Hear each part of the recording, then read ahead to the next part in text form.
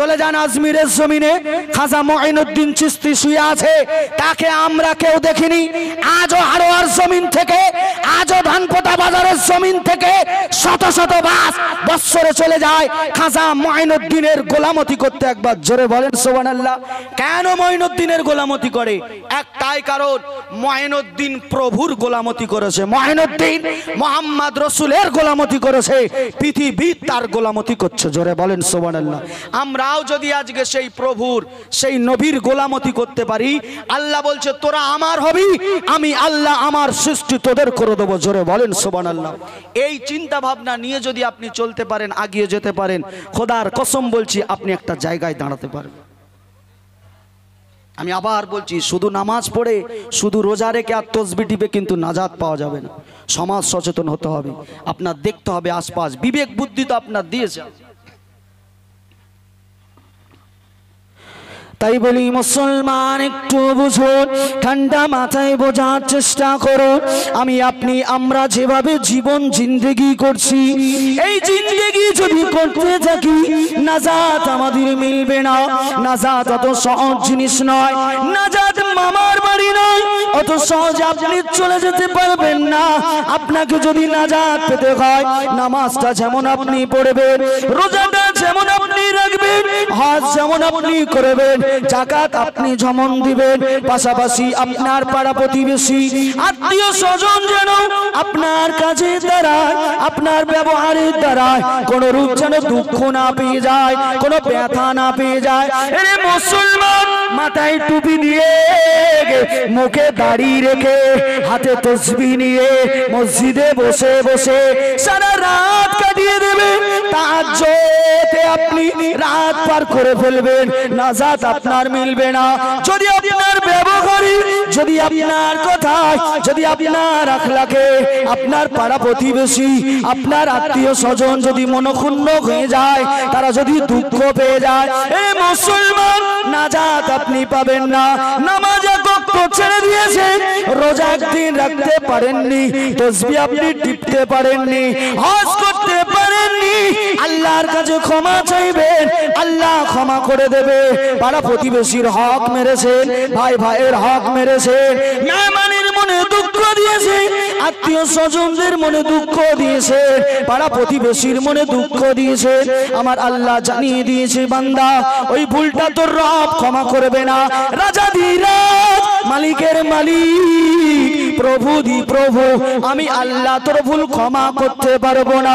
বান্দা নামাজ ছেড়েছিস, আমি ক্ষমা করব, রোজা ছেড়েছিস, আমি ক্ষমা করব, তসবিহ করতে পারিসনি, আমি ক্ষমা করব, আল ছিটেছিস, আমি ক্ষমা করব না, মেহমানের মনে দুঃখ দিয়েছিস, ক্ষমা আমি আল্লাহ করব না, আত্মীয় স্বজনের মনে দুঃখ দিয়েছিস, ক্ষমা আমি আল্লাহ করব না, ওয়াদার খেলাফ চলেছিস, তোর ভাইয়ের সঙ্গে ওয়াদা করে তুই খেলাফ করেছিস, তোর ক্ষমা আমি আল্লাহ করতে পারবো না। বান্দা, ক্ষমা যদি চাইতে হয়, তোর আমার বান্দার কাছে চলে যা, তোর আত্মীয় স্বজনের কাছে চলে যা, তোর পাড়া প্রতিবেশীর কাছে চলে যা। তোর পাড়া প্রতিবেশী যদি ক্ষমা করে, আমি রব তোদের ক্ষমা করে দেব। জোরে বলেন সুবহানাল্লাহ, নারী তাকবীর। অত সহজ নয়। আপনি ইচ্ছা মতন মানুষের বিরুদ্ধে বিপক্ষে যাচ্ছে, তাই পিছনে আপনি কথা বলবেন। আমি জানি আব্দুল খালেক মোল্লা একজন মানুষ, একজন ব্যক্তি, সমাজের রিপ্রেজেন্টেটিভ, তার ভুল অবশ্যই আছে, থাকবে, স্বাভাবিক। যদি আব্দুল খালেক মোল্লার ভুল না থাকে, ফরিদ জামাদারের ভুল না থাকে, আলমাউনের যদি ভুল না থাকে, খোদার কসম মানুষ বলে পরিচয় দিতে পারবো।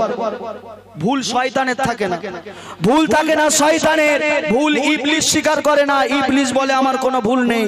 আমরা মানুষ, আমাদের অবশ্যই ভুল আছে, ভুল যদি নাই মানুষই নাই, কথা বুঝলে? অতএব এই ভুলগুলো নিয়ে সমালোচনা করব। এতদিন মেলা দিচ্ছিল, আজকে কি হয়ে গেল, সাহেব জলসা দিচ্ছে। আরে কপাল পোড়া, আল্লাহ হেদায়েত দিয়েছে, সেই জন্য তো জলসা হচ্ছে। জোরে বলেন সুবহানাল্লাহ। এখানে বলেন আল্লাহর হুকুম ছাড়া একটা গাছের পাতা কখনো নড়ে, এই বিশ্বাস কার কার আছে? দুটো হাত তোলেন, এই হাত তোলেন সবাই। তাকবীর, তার নারে তাকবীর, নারে তাকবীর। বিশ্বাস করেন আব্দুল খালেক সাহেবকে আল্লাহ হেদায়েত দিয়েছে, বিশ্বাস করেন? তাকবীর দেন, নারে তাকবীর, নারে তাকবীর। আজকে মাজমপুরের মেলা বন্ধ হয়ে এই যে ওয়াজ মাহফিল সর্বধর্ম সমন্বয় এই যেটা হচ্ছে এটা আল্লাহ কর্তৃক হচ্ছে। জোরে বলেন সুবহানাল্লাহ, জোরে বলেন সুবহানাল্লাহ। অত সহজ জিনিস নয়। মুসলমান এরা এত পাকা, এরা বিশ্বাস করে আল্লাহর হুকুম ছাড়া গাছের পাতা নড়ে না। তাহলে এত বড় একটা পদক্ষেপ, মাথা মোটা, তুমি বুঝলে না এটাও আল্লাহর হুকুমে হচ্ছে, এটা তুমি বুঝলে না কেন? মাজমপুরের এই জলসা নিয়ে পার্টি কেন হবে? এই জলসা নিয়ে কেন দলবাজি হবে? আজকে এখানে যারা বসে আছেন কেউ দেখতে পাচ্ছেন কোন পার্টির সিম্বল আছে? আজকে স্টেজে কোন পার্টির সিম্বল আছে? কি সিম্বলে স্টেজে আছেন বলেন তো? খোদার সিম্বল আছে, নবীর সুন্নাত আছে, টুপি আছে। আজকে এইখানে মুসলমান এসে দলাদলি করছে। খোদার কসম আবার বলছি, জবাবদিহি করতে হবে, জবাবদিহি কিন্তু করতে হবে। তৈরি হয়ে যাও, মালিক ইয়াউমিদ্দিন, যেদিন আল্লাহর নাম হবে কহার, কেউ ছাড়া পাবে না। কত রাজা বাদশা উঠে যাবে, কত ধনাঢ্য ব্যক্তি দাঁড়িয়ে যাবে, কত নেতা মন্ত্রী আর স্টার ব্যারিস্টার দাঁড়িয়ে যাবে। আমার আল্লাহ ডাক দিয়ে বলবে, ময়দানের মানুষেরা আজকে রাজত্ব কার? রাজত্ব কার থাকবে বলে? চিল্লে বলেন কার থাকবে? রাজত্ব থাকবে আল্লাহর। আমার আল্লাহ সেই দিন চুলচেরা হিসাব নেবে। কথা বুঝলেন? তবে শেষ করার আগে একটা কথা বলছি, আমার আল্লাহ মনে অনেক দয়া। এখনো সময়, পশ্চিমে সূর্য ওঠেনি। পশ্চিমে যদি সূর্য ওঠে মাথা ঠুকে মারা যাবেন, আপনার তওবা কবুল হবে না। জীবনে যা করেছে তওবা করে নেন। মানুষের পিছনে সমালোচনা করবেন না, মানুষের পিছনে কথা বলবেন না। ছোটটুকুনি ইবাদত উপাসনা আরাধনা করেছে, তাসবিহ তাহলিল করেছেন, ওইটুকু নিয়ে কবরে যান, ঈমানটা চাঙ্গা করেন। আমাদের ঈমান চাঙ্গা করে নিয়ে যদি কবরে যেতে পারি, এই আমলে আল্লাহ নাজাত দিবেন। বলেন সুবহানাল্লাহ। কথা বুঝলে? শেষ বেলায় বলছি, আল্লাহর মনে কিন্তু অনেক দয়া, অনেক মায়া। ময়দানে মাহশারে একজন বান্দা উঠবে আল্লাহর কাছে, একজন বান্দা পাহাড় পাহাড় সমান নেকি নিয়ে উঠবে। তার অনেকগুলো পাওনাদার দাঁড়িয়ে যাবে। ঠান্ডা মাথায় বুঝুন, সুন্দর করে ওয়াকিয়াটা শুনে উপলব্ধি করুন, আমরা কারা, কোথায় ছিলাম, কোথায় যাব, দয়া কার হবে, কার দয়ায় নাজাত পাবো, এটা একটু চিন্তা করবে। আল্লাহ পাক রব্বুল আলামিন ওই ময়দানে বান্দাকে ডাকবে। বান্দার সামনে অনেক পাওনাদার দাঁড়িয়ে যাবে, সব নেকি দিতে দিতে এক সময় বান্দার নেকি পুরো শেষ হয়ে যাবে।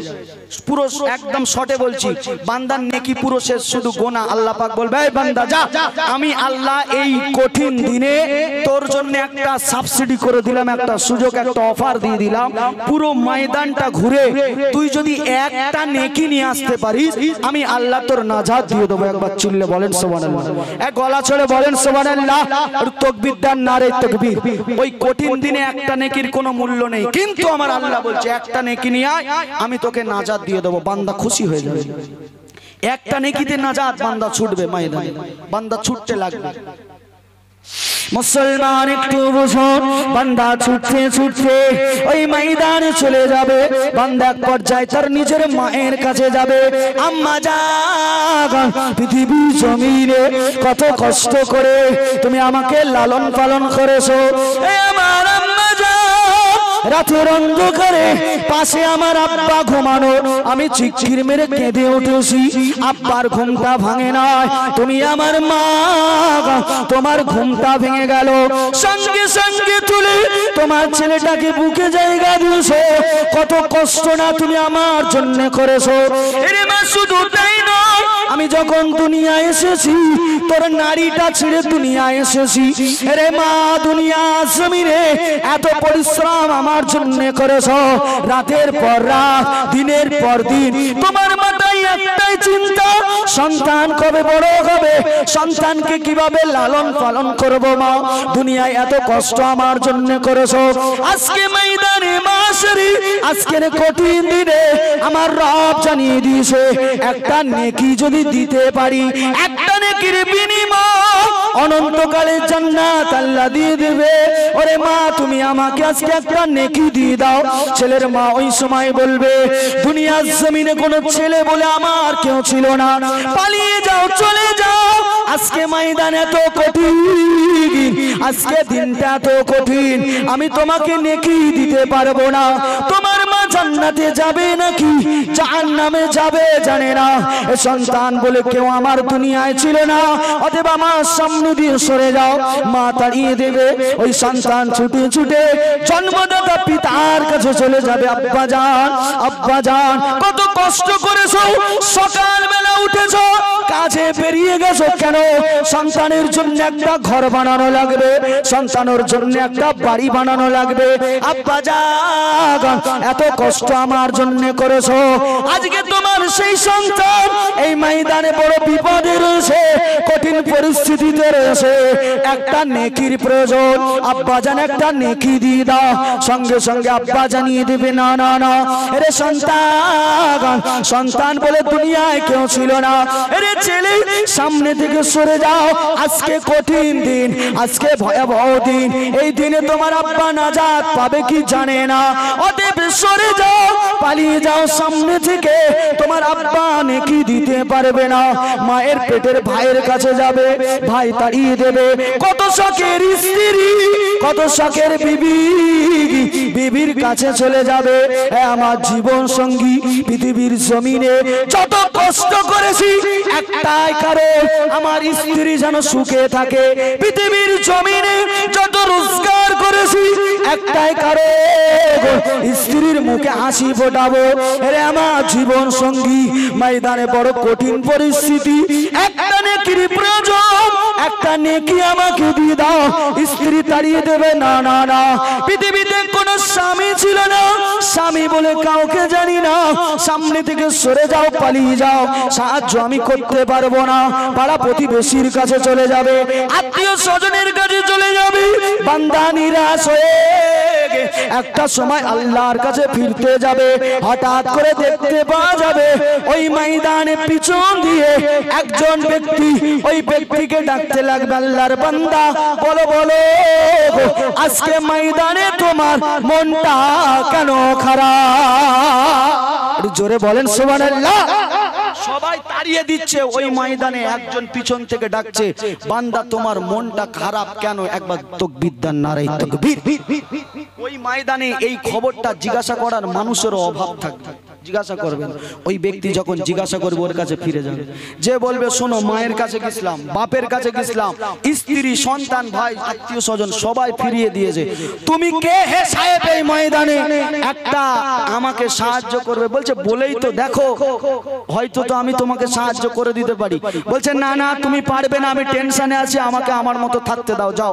বলছে না বলতে হবে, তোমার কি টেনশন আমাকে বলো, হয়তো আমি সেটা সুরাহা করে দেবো। বলছে এতই যখন ফটর ফটর করছো, এই ময়দানে আমার একটা নেকি দরকার, কই দেখি দাও তো। যেই বলবে ওই মানুষটা তার বুক পকেট থেকে একটা নেকি বার করে দিয়ে দেবে। জোরে বলেন সুবহানাল্লাহ, চিল্লে বলেন সুবহানাল্লাহ, তাকবীর দেন, নারে তাকবীর। দুনিয়ায় বক্তব্য হচ্ছে মুমিনের অন্তরে গীতে না সাহেব, অত সহজ জিনিস নয়। ওই ময়দানে একটা নেকি তোমার বাপ দেবে না, মা দেবে না, একজন দিচ্ছে, খুশি হয়ে একটু জোরে তাকবীর দাও, নারে তাকবীর। কি হলো মুসলমানের আওয়াজে কি তাকবীর দাও, নারে তাকবীর। হযরতে উমর তাকবীর দিয়েছে, বলছে এমন তাকবীর আসমান কাঁপছে, জমিন ঠক ঠক করে নড়ছে। জোরে বলেন সুবহানাল্লাহ। সেই উমরের উত্তরসূরি বলে সুবহানাল্লাহ। জোরে বলেন নারে তাকবীর, আরো জোরে নারে তাকবীর। সর্বধর্ম সমন্বয় কমিটি বলো, জোরে বলো জিন্দাবাদ।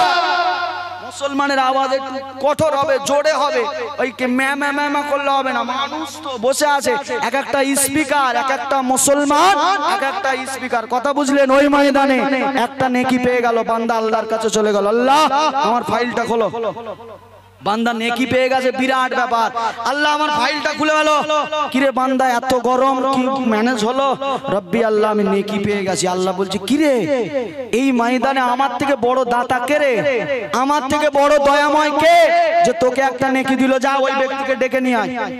কত বড় দাতা আমি দেখবো, ওই ব্যক্তিকে ডেকে নিয়ে আয় আমার সামনে, সে তোকে নেকি দিল, তার কত নেকির জোর, কত নেকির বাহার দেখবো। ডাক বান্দাকে ডাকতে গেল, বান্দা যে বান্দা নেকি দিয়েছে ওই বান্দা এবার চিন্তা করছে, হায় রে এতক্ষণ আল্লাহ লুকিয়ে লুকিয়ে বেড়াচ্ছিলাম, একটা নেকি দান করে তো বিপদে পড়ে গেলাম। জোরে বলেন সুবহানাল্লাহ। বান্দা ভয়ে ভয়ে কাঁপতে কাঁপতে আল্লাহর কাছে এলো, আল্লাহ আরে বান্দা তুই নেকি দিলি, তোর কত নেকি? আল্লাহ নেকি বেশি নেই, একটাই নেকি ছিল, চিন্তা করলাম এই নেকি নিয়ে তো আমি জান্নাতে যেতে পারবো না, তাই আমার ভাইকে দিয়ে দিলাম। জোরে বলেন সুবহানাল্লাহ, চিল্লে বলেন সুবহানাল্লাহ। রাজাদি রাজ, মালিকের মালিক, প্রভু দি প্রভু, আমার আপনার আমাদের প্রত্যেকের রব, কুল কায়নাতের রব। আল্লাহ ডাক দিয়ে বান্দাকে বলে, বান্দারে তুই যদি আমার সৃষ্টি আমার বান্দার উপরে দয়া করে একটা নেকি দিয়ে দিতে পারিস, তোর মালিক, তোর বাদশা, তোর রব কি তোকে মাফ করতে পারে না? বান্দা চলে যা, চলে যা, একটা নেকির বিনিময় আমি তোর আল্লাহ তোদের দুজনকে নাজাত দিয়ে দিলাম। একটু জোরে বলে নারী তাকবীর। দয়ার মালিক কে বলে? দয়ার মালিক। এক নেকিতে জান্নাত কজন যাচ্ছে? দুইজন।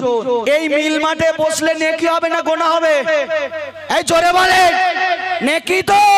তাহলে এইখানে বসে যদি নেকি পাই, আল্লাহ যদি চায় ওই দুইজন ব্যক্তি আমার আর আপনার বানাতে পারে, আর এই মিল মাঠে বসা একটা নেকিতে জান্নাতে দিতে পারে না, পারে না বলে। আরে তো সম্ভবটা কিসে? মোহাম্মদ রসুলের গোলামতিতে। কথা বুঝলেন? হকের পক্ষে মানুষ কম, তার জ্বলন্ত উদাহরণ মাজমপুরের মিলমাঠ। যখন না হকের কাজ চলতো, শয়তানি কাজ লোকের জায়গা দেওয়া যেত না। হক কথা চলছে, শরীয়তের কথা, বাপের বেটা বউ নিয়ে বাড়িতে বসে আছে, এইখানে আসে না। শুনে রাখো, এত ছোট ময়দান, এত একটুখানি জায়গা, বড় ময়দান অপেক্ষা করছে।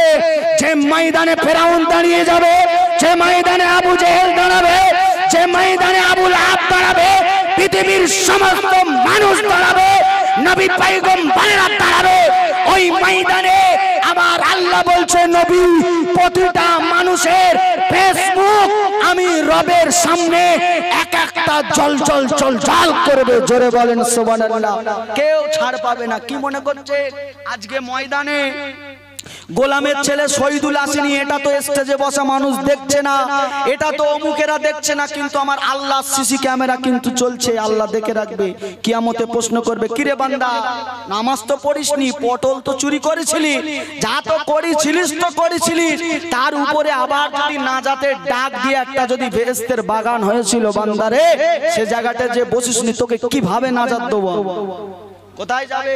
রসুলের মাহফিল, শরিয়াতের মাহফিলের বুকে লাথি মেরে মেলায় ঢন ঢন করে ঘুরবে। আরো আয় সময় দেবেন কিয়ামতের ময়দানে, রসুলুল্লাহ জুব্বা ধরে টানবেন, ইয়া রাসূলুল্লাহ আমাকে একটু নিয়ে চলেন, বুকের খাঁচায় লাথি মারবে, গো টু হোম একদম জাহান্নামে ঢুকিয়ে দেবে। অত সহজ নয়, এখনো সময় আছে, ফিরে আসে, এখনো ফিরে আসে। আল্লাহ যদি চায় আপনাকে নাজাত দিয়ে দেবে। অত সহজ মনে করবেন না। শরিয়াত যাচ্ছে তাই নয়, শরিয়াত এমন একটা ধর্ম মেধায় ধরে না। ইসলাম এমন একটা ধর্ম মেধায় ধরে না। বিবেক দিয়ে, মেধা দিয়ে শরিয়াত বিচার করতে পারবেন না আপনি জীবনে। সারা জীবন আপনাকে শিখতে হবে, মায়ের পেট থেকে পড়বে কবরের পেট দেখা পর্যন্ত আপনাকে শিখতে হবে। এমন সোনার ধর্ম পেয়েছি। কথা বুঝলেন? তার থেকে বড় কথা, আমরা আবার একটা সোনার দেশ পেয়েছি।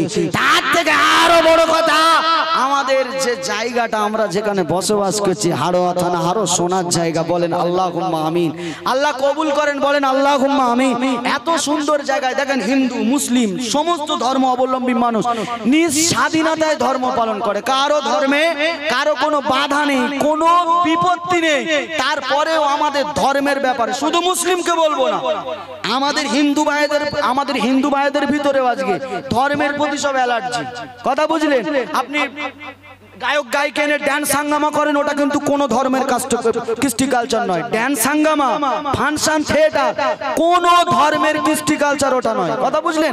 ওইখানে সব ঝাঁপিয়ে পড়ে। একদম জান মাল দিয়ে নাই, মনে করছে এই নিয়ে যাবে জান্নাতে। হিরোইন গুলো আসছে মুম্বাই থেকে, কোমর দুলিয়ে চলে যাচ্ছে, মনে করছে এই নিয়ে যাবে, কিন্তু ওই কোমর দোলায় তোমাকে জাহান্নামে পাঠতে দেবে। তাই বলছি ফিরে এসো, মোহাম্মদ রসুলের গোলামতি করো। মোহাম্মদ রসুলের গোলামতি যদি করতে পারো, দাসী থেকে আমার আল্লাহ রাজা বানাবে। জোরে বলেন সুবহানাল্লাহ। কি ছিল হযরতে উমরের? কে চিনতো হযরতে উমরের? কে চিনতো আবু বকর সিদ্দিকের? কে চিনতো হযরতে আলী? কে চিনতো বেলালের? উমাইয়ার বাড়ির দাসী ছিল বেলাল। সেই বেলাল নবীর গোলামতি করেছে। আমার আল্লাহ পৃথিবীর অলিতে গলিতে বেলালের নামের পতাকা টাঙিয়েছে। জোরে বলেন সুবহানাল্লাহ। সেই গোলামতির কথা বলছি তোমাকে গো, সেই নবীকে চিনাচ্ছি তোমার, সেই রবের কথা স্মরণ করাচ্ছি, যে রব উমাইয়ার বাড়ির দাসীকে তামাম বিশ্ব চেনাতে পারে। মাজমপুরের কোন মায়ের লাল যদি আজকে দাঁড়িয়ে নিয়ত করে নাই, আমি হকের পথে কথা বলবো, সত্যের পথে কথা বলবো, ন্যায়ের কথা বলবো, যতদিন পৃথিবীতে থাকবো সত্যের সঙ্গে থাকবো। খোদার কসম, নিয়ত যদি পাক্কা হয়, আল্লাহ যদি নিয়ত কবুল করে, তোমাকেও একদিন তামাম বিশ্ব স্মরণ করবে। জোরে বলেন সুবহানাল্লাহ। পৃথিবী স্মরণ করবে। কে চিনতো চার ইমামের এক ইমাম, ইমামে আজম আবু হানিফাকে? কে চিনতো? মায়ের পেট থেকে পড়ে ইমামে আজমের পিঠে কোনো স্টাম্প ছিল না। আপনার চারটে যে ইমাম, ইমাম মালিক, ইমাম শাফি রাহমাতুল্লাহ আলাইহি, তাদের পিছনে কোনো স্টাম্প ছিল না।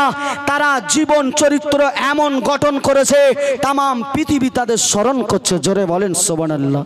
তাই মুসলমান আছে, এ মাজমপুরি যুবক শোনে, আশপাশ গ্রামের যুবকেরা শোনে, আমি আপনি আমরাও যদি সেই মুহাম্মদ রসুলের গোলামতি করে নিতে পারি, আমি আপনি আমরাও যদি সেই মালিক রাজাদি রাজ রবের গোলামতি স্বীকার করতে পারি, আল্লাহ আমাদেরও জায়গা দিয়ে দেবে। আমরাও পৃথিবীর বুকে ইতিহাস কায়েম করব।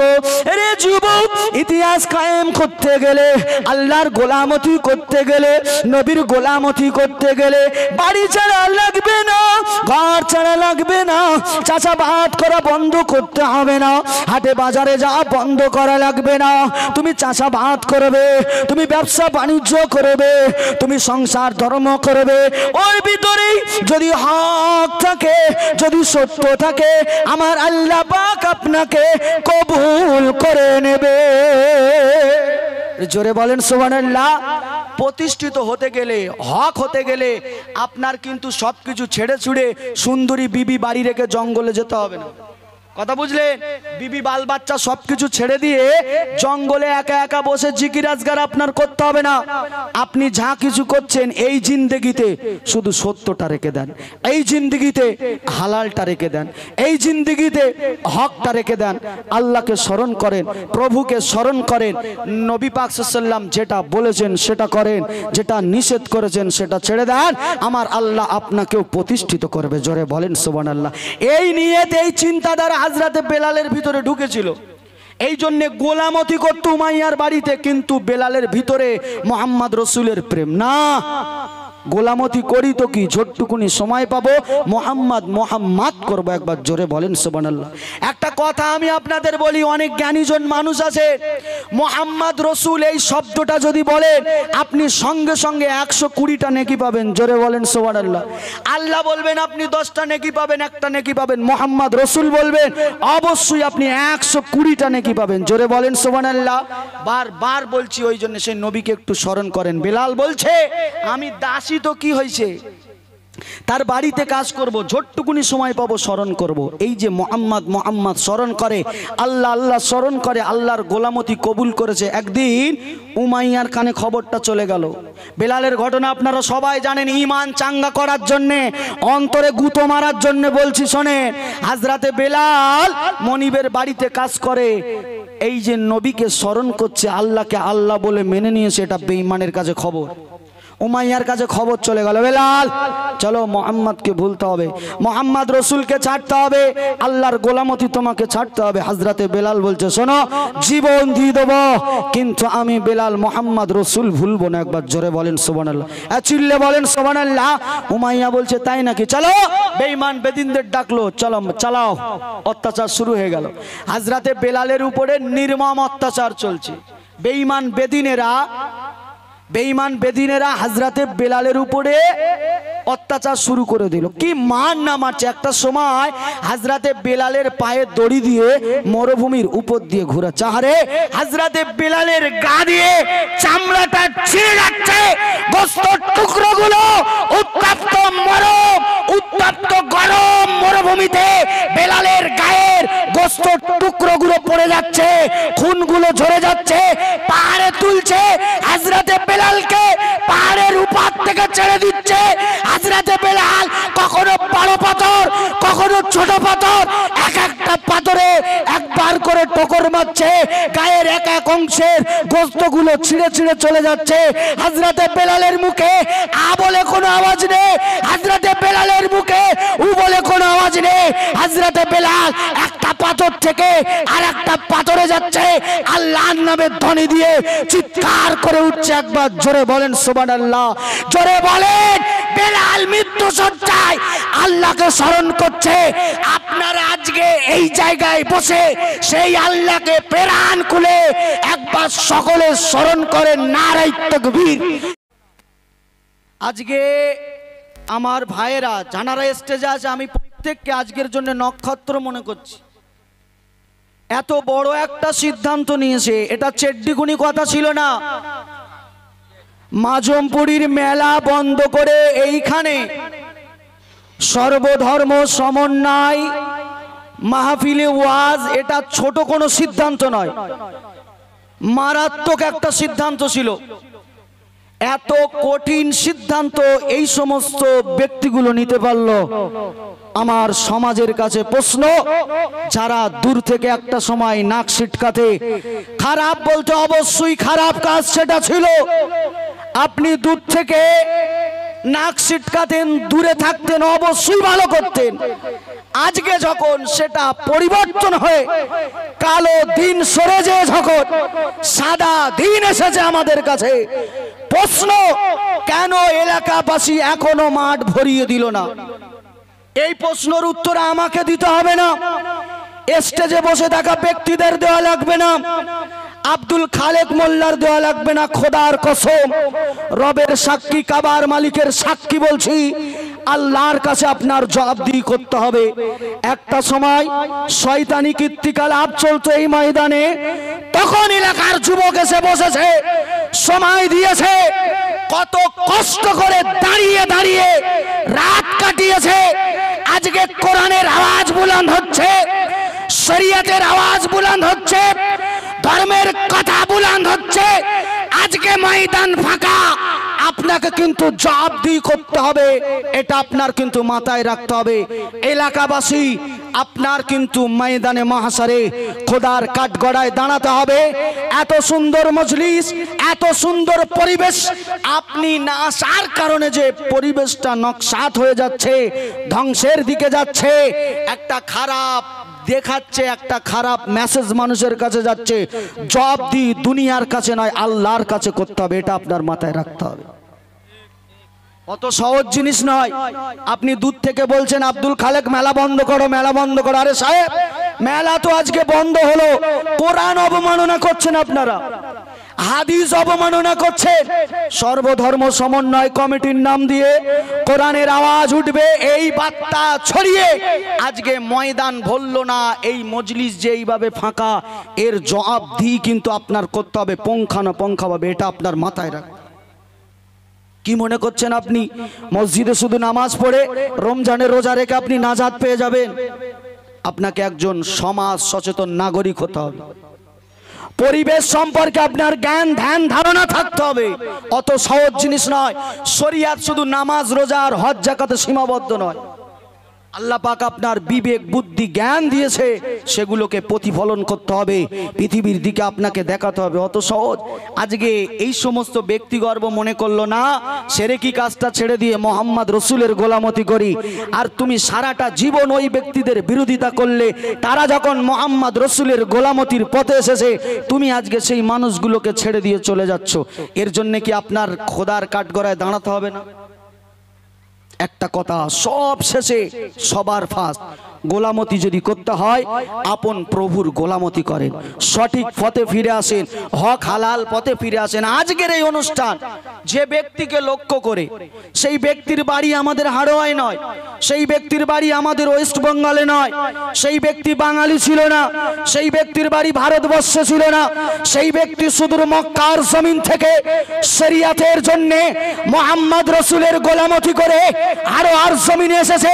এখানে বসে থাকা কোনো মায়ের সন্তান সেই ব্যক্তির মুখ দেখেনি, সেই ব্যক্তির সঙ্গে কারো রক্তের সম্পর্ক নেই, মুহাম্মদ রাসূলের গোলামতি করেছে, সত্য কথা বলেছে, হক পথে চলেছে, আল্লাহ তার আওয়াজ বুলন্দ করেছে।